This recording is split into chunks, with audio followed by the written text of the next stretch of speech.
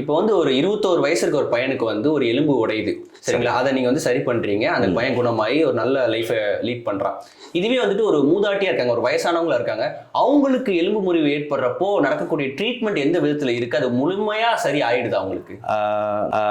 100% எலும்பு உடைஞ்சிச்சுன்னா சரியாகும். அது 100 வயசுல நாளைக்கு இறக்க போறாங்கன்னா இன்னைக்கு உடைஞ்சிச்சுனாலும் எலும்போட ப்ராசஸ் ஒண்ணுமே கிடையாது. எலும்பு கூடக்கூடிய விஷயம் எல்லாருக்குமே ஒண்ணுதான் சரிங்களா. எலும்பு கூடும், அது எத்தனை வயசா இருந்தாலும் எலும்பு கூடும்.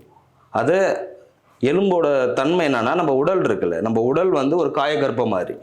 அந்த உடம்பு தன்னை தானே சரி பண்ணிக்கக்கூடிய அனைத்து வல்லமையும் நம்ம கிட்ட இருக்கு. கண்டிப்பா. புரியுதுங்களா? அது வந்து அனைத்து சக்தியும் நம்ம கிட்ட தான் இருக்கு. அதை தூண்டி விடுற விஷயமும், ரெண்டாவது அதை ஒன்று கரெக்டாக சேர்த்து வச்சாலே அது சேர்ந்துடும். அதுக்கு தேவையான பச்சளைகளையும் மாவுகளையும் போட்டு தான் நம்ம வைத்தியம் பார்க்குறாங்க. மூலிகைகளை வச்சு தான் நம்ம வைத்தியம் கொடுக்குறோம். அப்போ கொடுத்தோம் அப்படின்னா பாட்டிக்கும் சரி பையனுக்கும் சரி எல்லாருக்கும் எலும்பு ஒன்று தான்.